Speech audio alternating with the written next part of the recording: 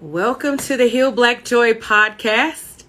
Hi, my name is Lola Troy. I'm the host and the curator of Heal Black Joy, the learning platform for our community to heal our Black joy with tangible and attainable programs for the mind, body, soul, relationships, and businesses. And in today's conversation, we're going to be talking about healing Black joy through what we read. I'm super excited about today's guest. Forrest is an Atlanta-based licensed librarian working in television.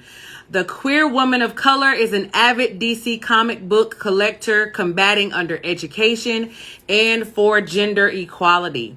Her love for reading fuels her passions to circulate great literature and resources. The Low Country native is also known for her published poetry in Pen and Brush, TQ Review, a journal of trans and queer voices, and the Apogee Journal. She has also worked in various libraries, from academic, small, and public libraries, and even in corporate. So let's get her in. Let's just give a warm welcome, you guys, to Forrest. Hi, my dear. Hi, Lola. How are you? I am so good. How are you? Oh, man, amazing. I'm loving this lip color. This is gorgeous. I was trying to match your hair, ma'am. I was trying to match your hair.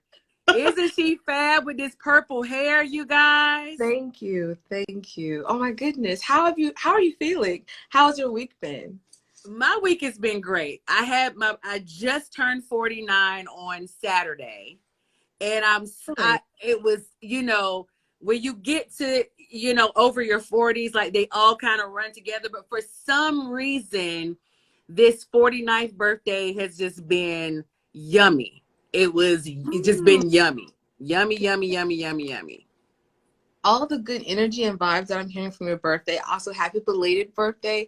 I'm here for it all. I'm sure you're elevating and exploring and discovering portions of yourself. So I'm excited to see what's next for you and also what you are doing.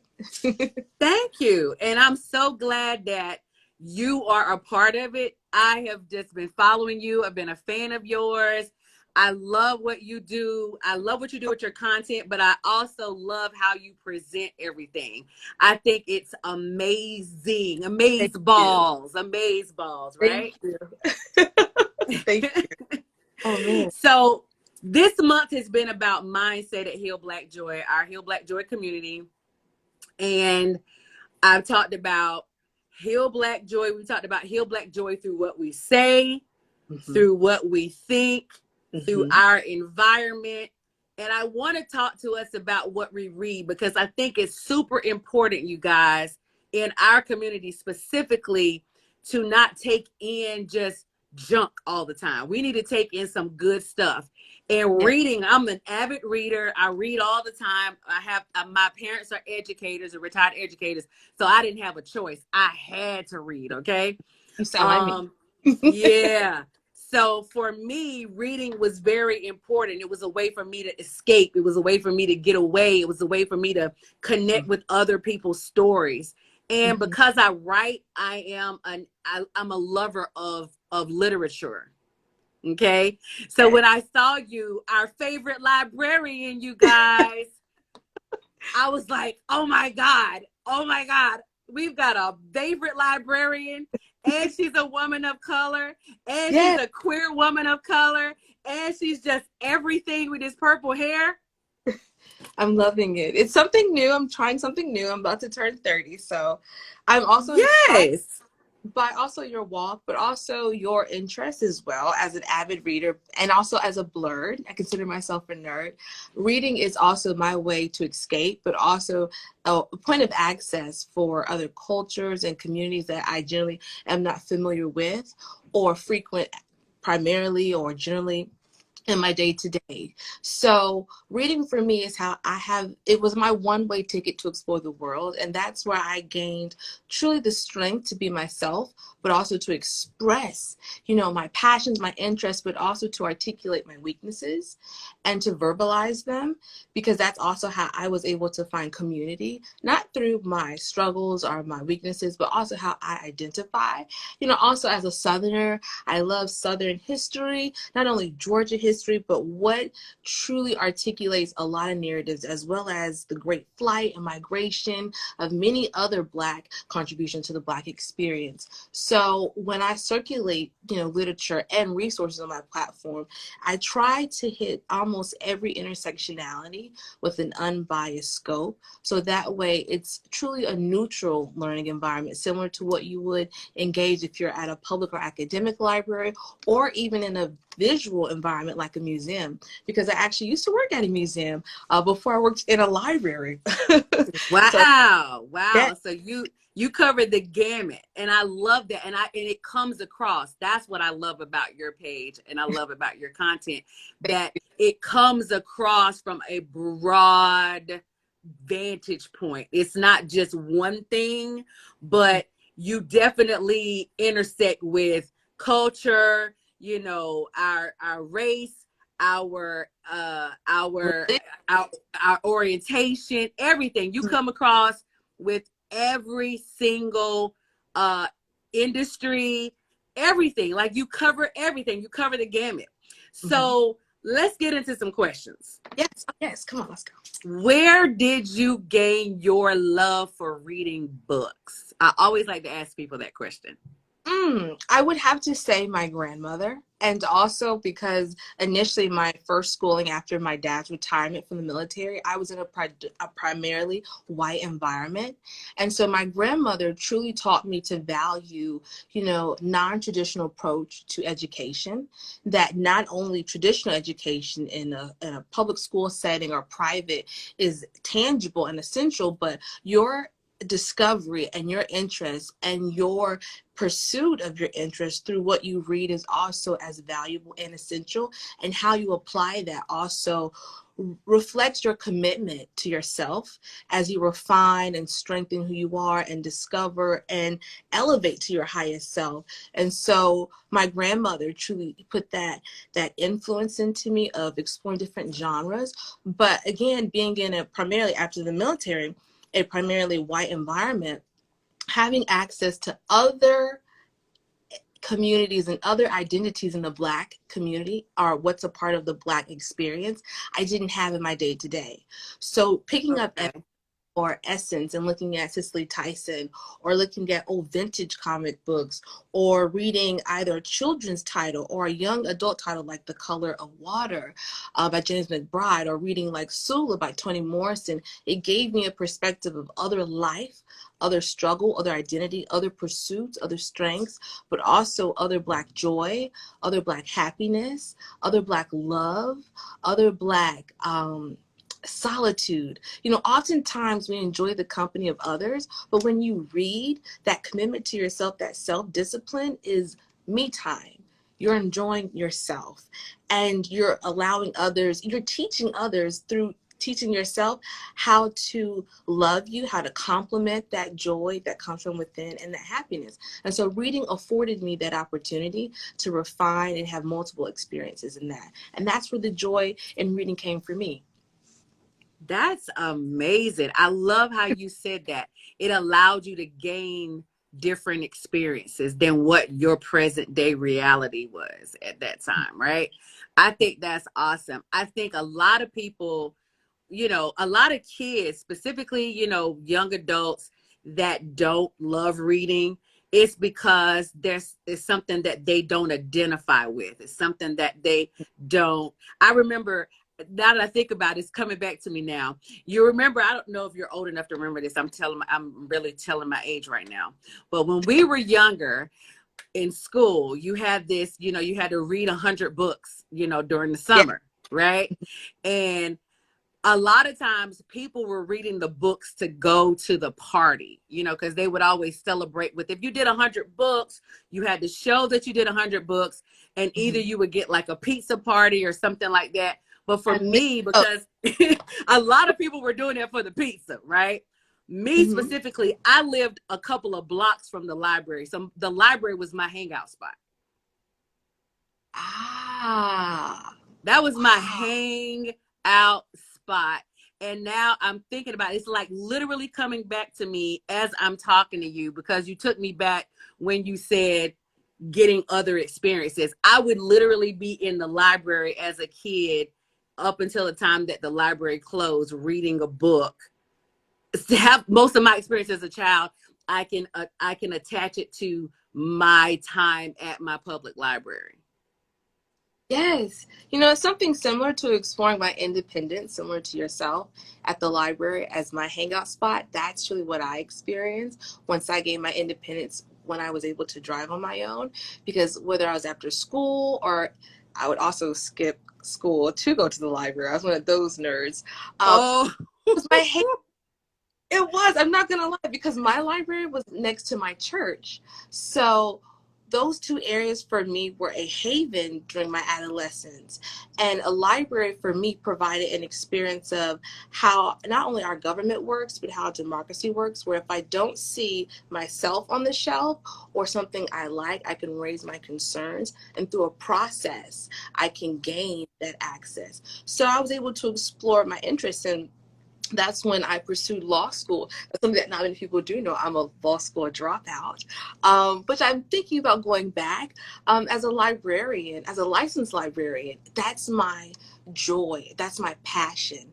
But I feel as though one of the greatest challenges for myself is to obtain my Juris Doctorate, my JD, because not that I can't do it or that I'm not willing to. It's how committed I am to myself to achieve that goal, because many of us are goal oriented, because we've always been conditioned to that reward system through school, through being that institution, as this, like what you mentioned, as accelerated reader programs. You have a goal, you meet it, and then afterwards, what happens next? Have you applied the information? This, standardized testing, has it truly reflected your, compensation or understanding and comprehension of what you obtain? Especially, does it measure your refinement of certain comprehension skills and reading fluency? Does it measure, how well you can get through a novel or even interpret it and truly reflect in your own wording certain character arches and how you can apply or see that in your own life, certain similarities? And so, man, I feel like get very deep. You can go as deep as you want to. As a matter of fact, I have a question from one of our Heal Tribe members, and Heal Black Joy Tribe members. And before I get into my question, I want to ask her question. Thank you, Perry Simone. So she says, considering that Black joy is not prominently displayed in the mainstream realm, how did you find these books that displayed Black joy? One, were they difficult to find? Two, and were all of them easy to relate to? Three. So that was layered, but I love it. It was. Great question. I love that. One of the best ways to find literature that reflects your intersectionality, or how you identify, or truly your anticipated weaknesses that you're trying to better refine so you can utilize your strengths, is one, I explored online first through specific platforms like Goodreads, or even the Book Black community on Instagram or on Twitter, as well as, believe it or not, the comment section provides community. Remember, communication and collaboration is a strength of a community, and through that you're able to find a circulation of information and resources. And there, as many people do in my own comment section, they find community, because many book clubs have actually been cultivated through my comment sections. But that's where I was able to find certain other like minds and what they were reading as they shared that with me. So for example, A book for one shelf I actually discovered after reading the Black Trans prayer book, and I followed the authors, and I was looking and lurking underneath their comment section. That was until other people were sharing what they were reading or what they were going through in other podcasts. And podcasts and other platforms of expression or areas of expression also provide a wealth and a circulation of information. And I truly believe that reading is a fulcrum. It provides you a balance, and it did for me. And so when I would go onto Amazon Books and I would look in the comment section, or Goodreads, or I would look at the Black Bookstagram community on Instagram or Twitter, even on TikTok, I was able to find one community. I too was able to gain the confidence to communicate my interests with, replying to other people or messaging even other people. And three, starting to provide that visibility, not to be hyper vigilant, but I wanted to put myself out there so that way, not only as a reader, but as a writer, because I express myself not only, as a reader, you're a sponge. You absorb what's in front of you. And then through how you express yourself and your strengths, you squeeze out the nuggets of goodness, of wisdom, and insight. And that's truly what I believe all readers are. But also as a writer, as a published poet, I try to apply what I know, but also utilize my own personal experiences, and as well as what I enjoy, I am a Bukowskian. I love Charles Bukowski, who is a white, almost, misogynist is what many people would consider. But his tone is something that I grew up with a lot of other brash, southern, aggressive men that I loved throughout my family and family friends. And so those similarities of tone I relate to, and I've been able to interpret, because art imitates life. It's one of the great. Yeah. So, duplicate that in my own art. So it's almost a full circle as a reader and as a writer. I love the fact that you are open to another experience, even though if it might be offensive, but because you found the similarities of the tone of the writer in people that you love. I never have thought about that concept. And now I got to go back and say, maybe there's a book that I need to listen to, need to read, or maybe there's a song that I need to listen to because I can find some similarity in my own experience through and I know I can do that in music, but I don't think I've ever explored that thought when it comes to books. Well, books, it's a window and it's a door and it's a point of access where through your self-discipline and your openness to explore the otherness of other opinions, of other perspectives that unbeknownst to you, knew existed. And so when I explore the work of Bukowski, there's a lack of openness on his end. And so I'm able to explore how he arrived to those conclusions of xenophobia, how he maintain or develop an intolerance for certain, feminist theories or expressions, or even, certain brands of sexuality or sensuality in the female body. And so it allows me to truly not articulate toxic masculinity, but the spectrum of masculinity. And be interpreted and expressed. That's good. And I'm sure it mimics people that you experience right now. It's we're in that present day misogynistic. That was one thing I would say, that if I were to say why it, and I don't want to get into a political conversation, but when Trump got in office, it wasn't that I felt like because he was a Republican or somebody was a Democrat, it wasn't that bothered me. When I was worried about him running and him winning, it was about, I felt like he was going to polarize a division. So there was this great divide when he came in, when he was campaigning. It was, the haves and the have-nots, the Democrats and the Republicans, the blacks and the whites. it was just this great divide. And I now have to go back and look at how I'm examining the opposite of the things that I love, the people that I love. Maybe I can look at it from another vantage point. So maybe I can understand them, because sometimes I don't understand our counterparts that are of another color, or of another spiritual experience, or another orientation, or another, just opposite of me, because it does take all kinds to make the world go round. And although I need to understand it, I am concerned about our people in it. Exactly. Yes. Yeah. There's a book called Black Fatigue where it talks about how stress, whether internalized or passed down through generational trauma, how it saturates the consciousness, and how when we move throughout life that we, not in a sense of what Du Bois talks about, the double conscious, but what you're also speaking about, which I completely agree about. So during that time of Trump, I believe that he capitalized off of what many people are motivated off or from, which is fear.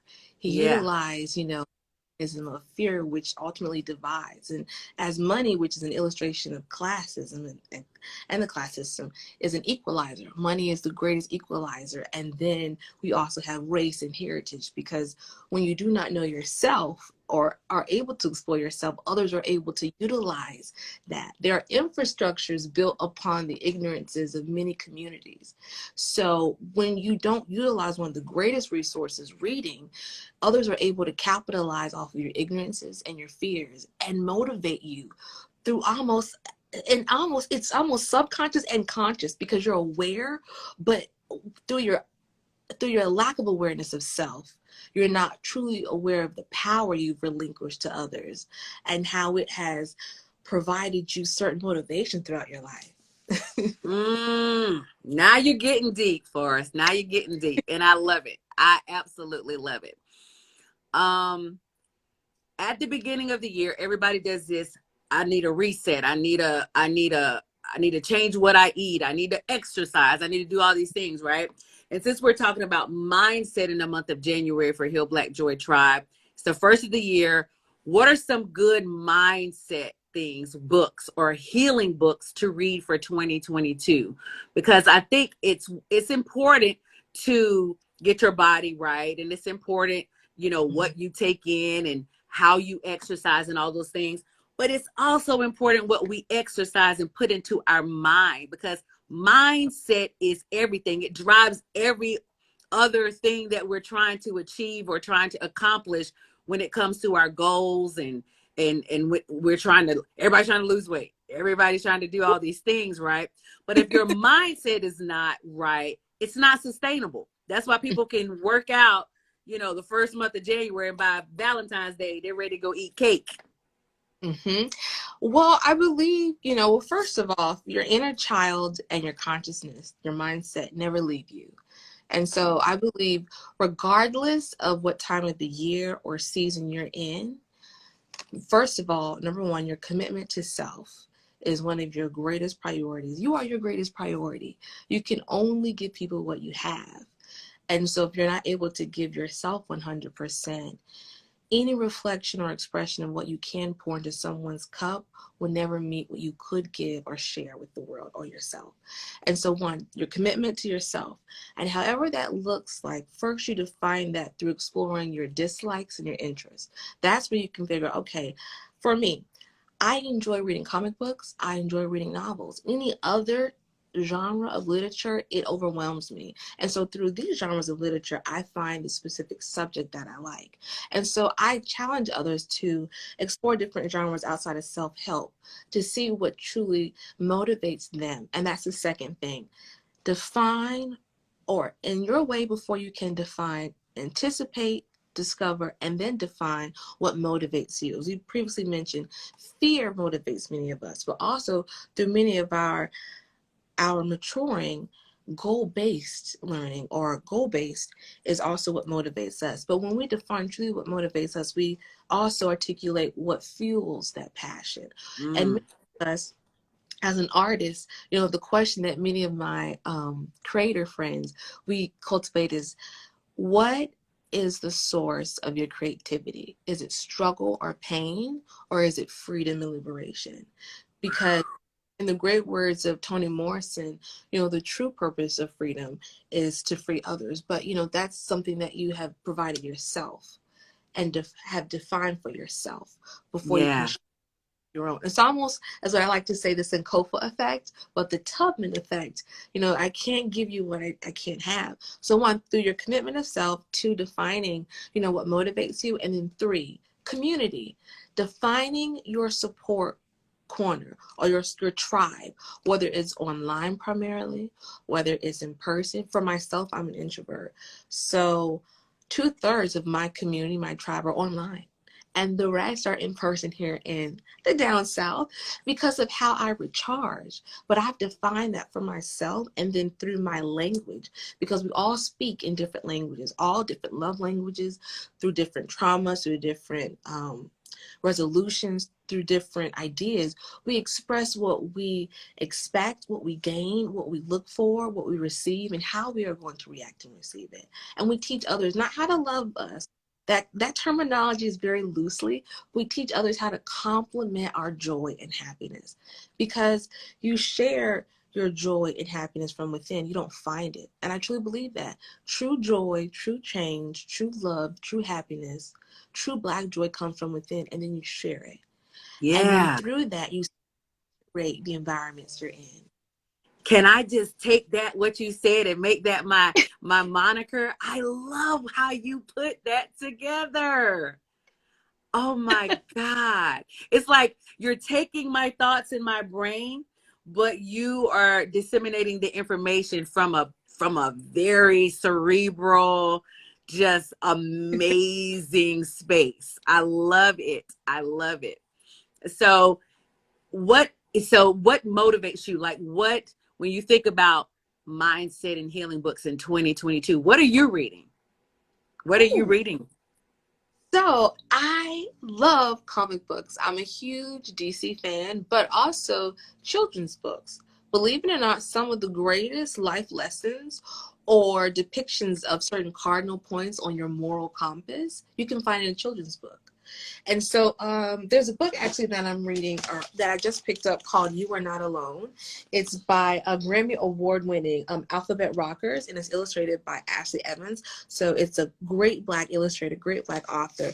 But just in its illustration of different intersections, but also major emotions like anxiety, anger, and how to identify, how to navigate, and how to go through them, not to suppress or to snub them of their importance, but to walk through each emotion and to figure out how to utilize them for the betterment of yourself, to support yourself and then others around you. Not those that you love, but all of those around you. When you elevate to your higher self, others around you that experience your light, they find guidance. There's light and guidance with that. Yeah, absolutely.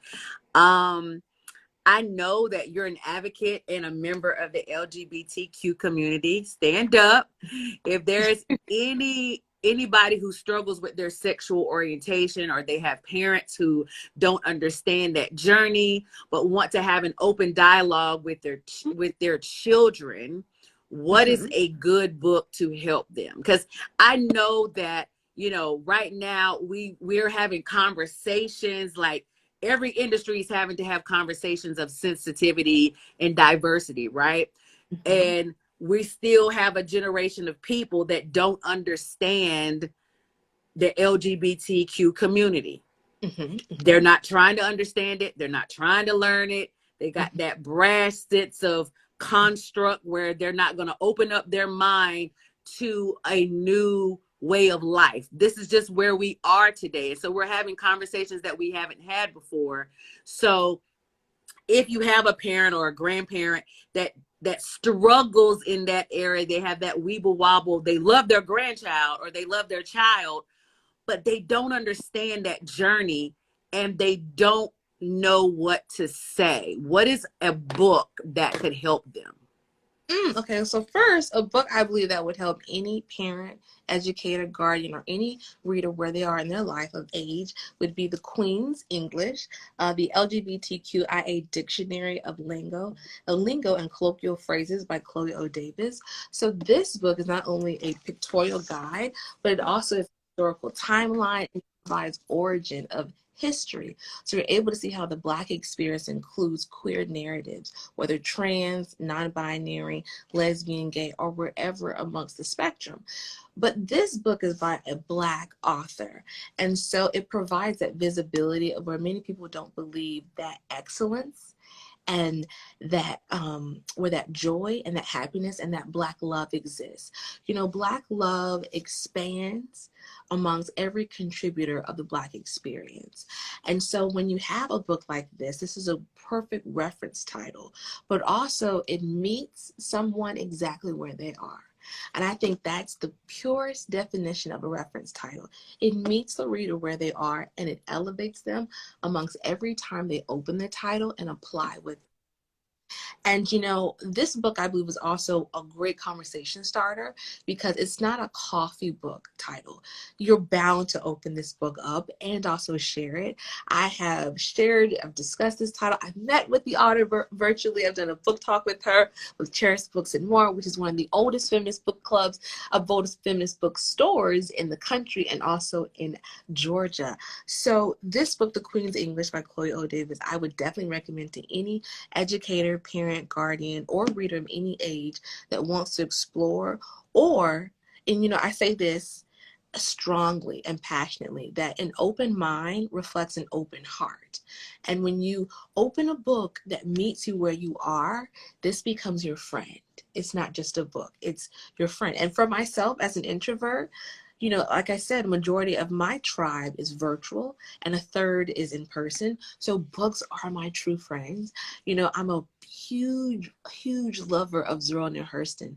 Without her, I probably wouldn't have the confidence I have to invest in myself as an adult and as an adolescent. So what encourages me is my past self, because I still see that girl every day and I still reparent that girl every day. And so new pieces of literature that I pick up and read, we share that experience. It's not just one version of Forrest, of me. It's multiple versions of me that pick up any book. So if you, for an experience like that, definitely pick up this book, The Queen's English. I love something that you said. I got to go back the whole, because I'm teaching a class right now with a girls group, and we just went through reparenting the inner child, right? Mm. Reparenting the inner child, because I believe that we are only as good as what we haven't healed. So you're speaking from a filter of what hasn't been healed. You're living from a filter that what hasn't been healed. You're reacting from a filter that what hasn't been healed. And if you don't go back to reparent that inner child, then you're basically, your emotional age is that inner child, whatever trauma you experienced at that moment, right?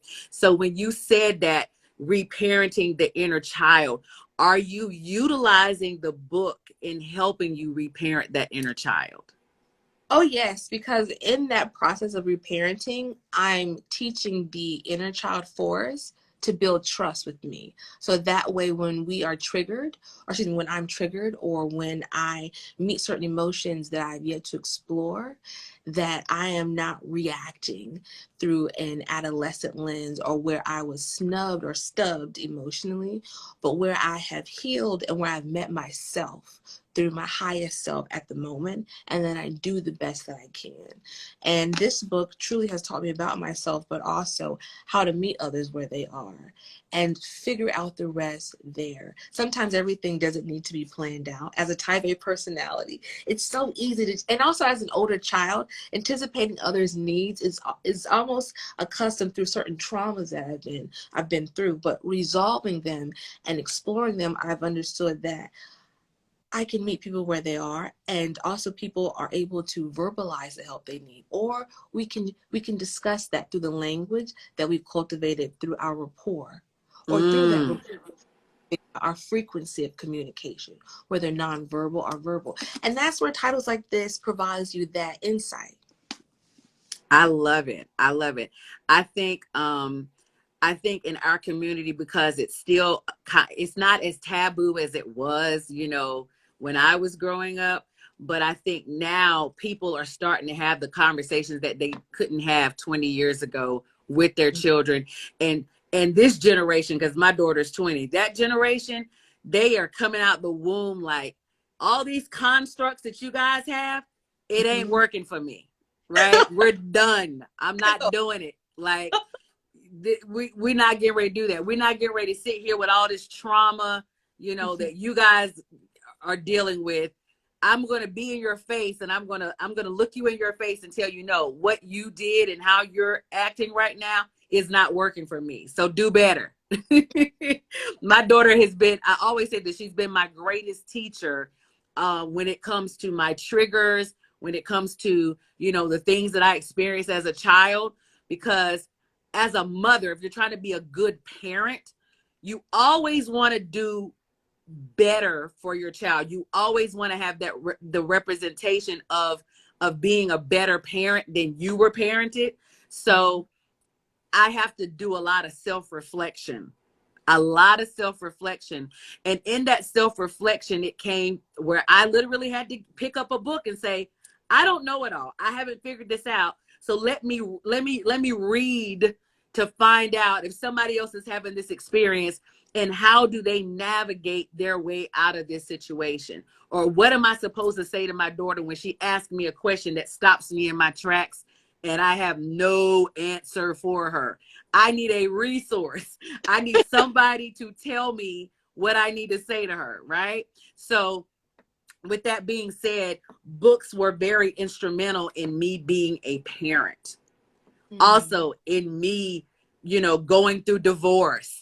All my experiences that I've had, I can always say that I could go to a book that has helped me, whether it was somebody's autobiography, because I like autobiographies. I'm like my dad. My dad reads a lot of autobiographies. He's an autobiography buff. Oh yeah, he's an autobiography buff. He loves any autobiography about anybody. It doesn't matter if they're black, white, it doesn't matter. He loves them. And I guess he kind of turned me on to it too. So I love autobiographies. But in those stories, and in, you know, stories that are not autobiographies, I was able to pull from those experiences to help me be a better mom. You know, my sister's in the midst. She says, yes, God sends books, people, and lessons. Books, people, and lessons. That's good. That's good, Tanya. That's very good, Tanya. You're very correct, Tanya. Absolutely. When you think about I didn't ask you this. Who is your favorite author? Was it the gentleman that you spoke of before? My favorite author would have to be, of course, the Queen, Zora Neale Hurston, but secondly, Shenge, because I love her novel Sassafras, Cypress, and Indigo. That's my favorite novel in the world because it explores Gullah Geechee and Low Country heritage, but also it's an intergenerational story of, you know, 4 Black women, 3 sisters, and a mom. And it talks about how they're dynamic as a mother and a daughter. And each individual mother-daughter relationship is different, but also how it shapes their adulthood, but also how they define sisterhood through their intermediate family, but also with other women, and how they support other women. And something that, you know, that Audre Lorde speaks about in Eye to Eye, Black Women Hatred and the use of anger, when she talks about how Black women utilize a source of, or the residue of anger, and how sometimes throughout cultivating the right words or terminology or intentions, we project certain negative emotions onto other Black women because we see certain things in them we don't like in ourselves, but we're able to verbalize that in others, but not tell ourselves that. And so with that title, Sassafras, Cypress, and Indigo, you're able to explore so many flares and avenues of sisterhood, but also individuality and sensuality with other women and how it looks like in other bodies through different ages. And I just love that title. Like, oh, if I had to pair myself with any character, it would have to be Indigo, because I love her braveness, but also with the energy that she leads with throughout her adolescence, but also the minstrel scene in that book with her, and how she articulates her womanhood, but how she grips to her innocence in her adolescence when she explores that when I walk through this door, this benchmark of adulthood, that I'm really certain things almost biblically, but that I'm also gaining a wealth of insight about myself. And so definitely. Can you say the name of that book again? And I want you to say it so that everybody gets it, because they're like, okay, what is this book again? What is this book again? Actually, it is Sassafras, Cypress, and Indigo by Shange, Shange. It's about a 200-page read. If you do not like to sit with a small novel, definitely check it out on audiobook. You can read it as you're cooking, going throughout your day. You can definitely get through it within a day's time, within like 6 hours. It's a beautiful read. I definitely recommend it to anyone that's looking for some feminist theory, or for some low country, or anything that explores Black femininity, Black sensuality. Also, um, alternative spiritual practices, because it explores certain West African practices of spirituality, but also of liberating the soul and the consciousness through certain communal practices that we don't see in certain traditional areas of Christianity, or certain things of Catholicism, which is also another large practice within the Black community. I mean, not many people really value. There's a great wealth of Black Christians, but also a great wealth of Black Catholics. So, we have that there. I love that, because I love that you're talking about spirituality, because and we push the envelope at Heal Black Joy, because I always like to put information out there that is cognitive dissonance to the regular everyday going African American experience, right?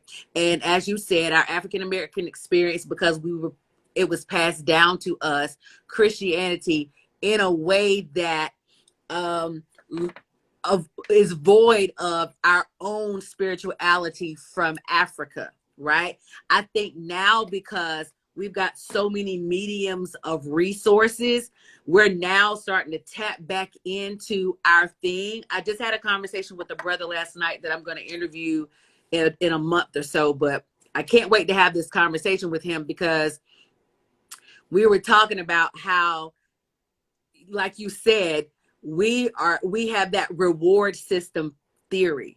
Like, you do a thing, it's goal oriented, and then you get a reward for it. It's almost similar to, or in conjunction with, we have to have external validation.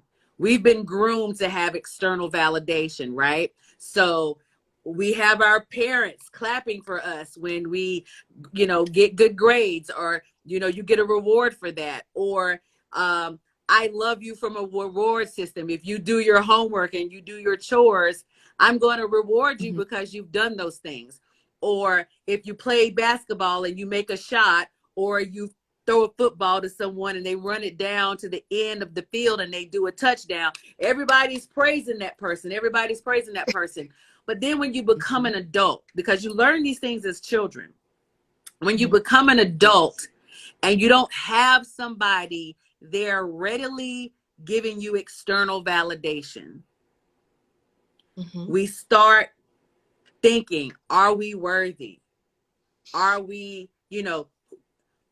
who am I? Nobody's saying these things to me. Nobody's loving me, because we've been groomed to think that somebody is supposed to give us this validation. And so I love the fact that we are getting back to our roots, getting back to the power that's within, getting back to internal validation, because we have it within us. But because we've been thinking outside of ourselves, we gotta look for something outside of us to give us validation. We don't feel like we have power. we don't feel like we have the strength or the mental fortitude to do a thing. Mm-hmm. So I love you're talking about that. I'm now I gotta go read this book. Also, I also paired that with some Black Buddhist literature, believe it or not, through a friend of mine she's one of the greatest illustrations of just being committed to yourself and manifesting what you envision.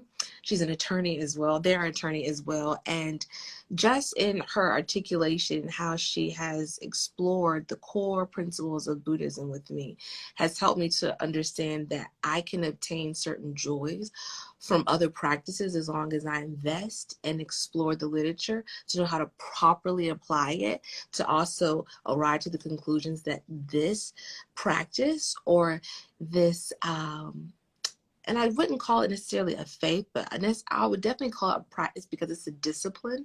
And when we I mean that as it's something that you're committed to every day. It's a conscious choice to the point where as you explore different contributors of the literature, that you also explore different communities as they practice it. So that way you can gain your own interpretation and then also articulate that as you master your understanding of such. And so, yes, Sassafras, Cypress, and Sassafras, Cypress, and Indigo, let me know how you enjoy the title. First of all, question, what's your favorite novel or book? I knew you were going to ask me that. I've been because I started this entrepreneurial journey last year for Hill Black Joy. I've been reading everything manifestation, everything related to neuro-linguistic programming. I've been reading things about manifestation, those things. So like Joe Dispenza is mine, the placebo effect. I love Brene Brown. I love how Brene Brown talks about shame. I am an avid Esther Hicks and Abraham Hicks lover. I think that those books, especially Asking It Is Given, that's a book that I think that if you're trying to truly learn how to manifest, I think that Asking It Is Given will show you and give you direction in how to manifest certain things. I haven't been reading I would say for pleasure, just sitting back and just turning the pages of a book, because I haven't had a chance to really do that because I've been trying to build this platform. But I've been really into self-help and things that push my mindset forward, or give me another avenue of how to think about something. So that's what I'm reading right now. Okay. I want to definitely pair a title with what you're reading or have read to maybe your interest with other avenues of elevation. Sure. I am open. Okay. So Black Girl Bliss is a collection of Black women that provide the best circulation of insight, but they have a title called Key Prayers.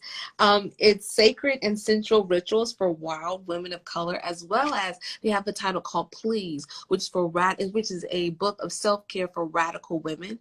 But again, it's by Black Girl Bliss. It's called PUSS Prayers. Got it. Title is entitled Please. But if you're looking for something more in depth that really in tune with Black womanism, check out Queen Afua. Sacred I love Queen Afua. I love Queen Afua. Yeah, I love Queen Afua. Actually, my best friend takes her son's vitamins and gets her protein from her son, because her son holistically sells products that are for your body to help you detox and of course get in a better health space. So I love Queen Afua. She actually did her program a few years back. So I'm very familiar with Queen Afua. I'm very familiar with her literature, as well as her green juice, making sure that you're drinking green juice. Oh yeah, she's amazing. Absolutely amazing. Oh man, Sacred Woman really changed my life. I discovered it later in life, in grad school. But just going through the different cycles of woman, and just understanding certain sacred times of the day and how it aligns with me, it was just insightful. So I love that title. As well as Yesterday I Cried by Iyanla Vanzant. A lot of people don't receive her as well, but some of her literature, there's some Easter eggs. Not all can be saturated in your consciousness, but she does provide some nuggets of wisdom that I'm like, just, keep open heart to it. But you know what? I can say, and I call her Queen Iyanla. I love Iyanla because I think that Iyanla, like you said about the author that has that brash tone, Iyanla has that brash tone like your auntie that will get you together really quick, right? So she's relatable in that sense where it's like, oh, my auntie's about to get me together because I done did something I wasn't supposed to do, but she's about to gather me up real quick and tell me about herself, tell me about myself. And I can respect that. I can actually accept what she's saying to me because I relate to her. I understand her journey has been my journey, so I can take in Iyanla. I don't have a problem taking her in. I know a lot of people don't like that brash tone, but they don't like that brash tone because it's reminiscent of something that they've experienced that they've been traumatized by. When you're healed, like you were saying that we all speak different languages, when you've been healed from things that you're not traumatized by anymore, you can take the information in. It's like what my dad and my grandfather used to tell me: eat the bones, eat the meat and throw the bones away. Yes. Also, you guys, my best friend's in here. She put in Queen of Four's son's website, which is www.supermegafoods.com. So if you want to look up his vitamins and his all of his products, you want to go there. www.supermega.com. Supermegafoods with an S.com. Okay. Someone says Madam Iyanla can be brash, but that doesn't come through in her literature. Very true. Very, very true. Yes. Very, very true. I think her TV show made her come across brash, but it was because the things that she was presented with, the stories that she was presented with, sometimes people can't hear from that place of, oh, sweetheart, we need to do X, Y, and Z. Beloved, right? She's like, no, not on my watch. That's my favorite line. Not on my watch. Not on my watch. I missed that. Oh, but she's really helped many lives, not only just in the Black community, but if many people remember following her, the first few seasons, she helped a range of communities. Black, queer, white, Hispanic, Latina, Asian. So it goes to show that Black content can be applied to any life and can be life-changing, not community. And so there's a seed of goodness there that I hope many people understand, that when I say Black literature and when I circulate it, it's beautiful, but it's valuable in anyone's hands. So as a queer woman of color, I want to ask this question. Where's your Black joy? Where do you get your Black joy from? Oh, I get my joy through discovery of self and my community. Even at 29, I'm about to turn 30 in a month and a half. Lord Jesus. Yes. Come on, 30. Come on, 30. Yes, but I'm not going to lie, where I envision myself, I have exceeded that through just being open to what the universe can provide and what I can show myself. I was at once motivated by fear. There were certain choices I wouldn't take or thoughts I wouldn't share in fear of a lack of understanding or being received warmly. But that was on my expectations of what I wanted others to receive me as and how I wanted them to view me. And I had to really detach myself from certain mentalities where I was always engaged in the double consciousness, and I was performing almost. I was performing to get through the day in order to be what I wanted instead of being what I needed. And through those detachment, at least in those attachments, I was able to elevate and really shape my thinking, express myself differently, and it's really helped my joy and happiness. And I've been able to better support the friendships, the bonds, the collaborations, and the community I reflect and am a part of. Some of my greatest friendships come from, because I only have a little brother, from my sorority sisters, from my friends in college and high school, and again online. And so through me maintaining these, great relationships, I've been able to see areas that trauma has lived with me rent free, and I'm ready for it to go. It's eviction. To go. Well, let me say this as you are embarking on that journey of turning into the next decade. And this is just an older sister, speaking to my younger sister, right? Just a little wisdom. Oh, I'm here. Because women, we go through these stages of growth, and a lot of times it's either every 5 years or every 10 years. It's those markers, those milestone birthdays, right? Mm-hmm. And I will tell you, my oldest sister said to me, she said, Lola, and I remember when I was embarking on that, getting to be 30. And she said, when you turn 30 in your 20s, you're so looking to people please, where if somebody asks us to do something, even though we might not want to do it, we'll tell them yes, because we don't want them to be hurt or angry with us, right? Well, when you get and discover in your 30s, that discovery period of life, which is so yummy, I will say, you will be able to say no, because now, like you said, you can detach yourself from the outcome of what other people think and how they feel about you. Because you're in such self-discovery in your 30s, you start really getting into that womanhood, which is really, really yummy.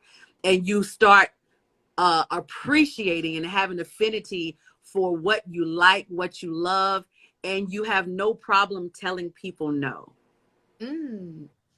Now, let me tell you about your 40s. It's going to take you 10 years to get there. But baby, when I tell you those 40s, when they come around, they're going to come around in a space where you're going to say no with authority. You're going to be able to say no with authority. And it's not a problem. You don't even think about the outcome of what you might think about it in your 30s. You're going to be okay if they're, not, if they're bothered by it or not. In your 40s, you don't even care. And my oldest sister told me, oh, wait till you get to your 50s. You might not even have an answer for them. Right? I love it, love it, love it. So I got a question. This is another question from my dear goddaughter. Unapologetically, as my sister says, no. And it's a complete sentence. Unapologetically. I have a question from the gallery. Our Heal Black Joy Tribe, Perry Simone, my goddaughter. What do you think Black literature is missing? Great question.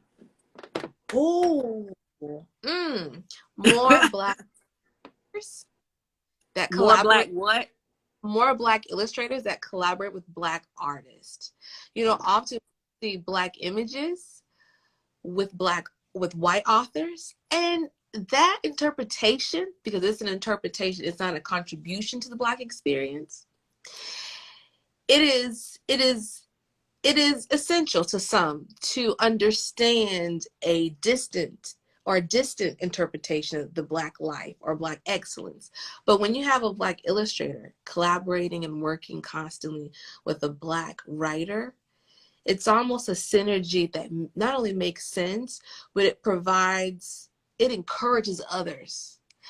And so when I read or when I held up the book, You Are Not Alone, this is by a Black illustrator and a Black author, to whom is also a musical artist. So you have that creativity on so many other spectrums where they're able to just cultivate Black excellence. As a great word from Donny Hathaway says, from the pool of Black excellence. That's what you're able to just explore. So I hope to see more Black illustrators collaborate with Black authors. I do. I think that's important too, because one, we can speak to our experience where, like you said, they're interpreting our experience, but we've lived this experience. This is our experience, right? And you've said this word a lot tonight, and I love it, and that's community. I love community. I think Gabrielle Union, I was watching the interview where she was talking about her experience going through surrogacy with her daughter.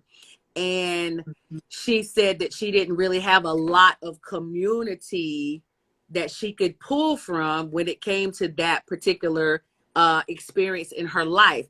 And so she wrote her books based on the fact that she wanted other people to be able to have community with her and see what her experience was, so that they're not shy in the sense that they can't go to the next person to say, hey, because we sit in silence a lot of times. We sit in silence because we're afraid to ask in our community, hey, have you had this experience? And books, as you said, gives you community when you might not feel comfortable enough going out and asking your sister or your brother, hey, can you talk to me about this particular thing? I'm going through something and I don't really know what to do. I don't really know what to say.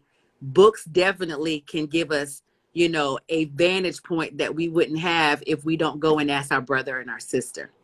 Oh, yes. Oh, my goodness.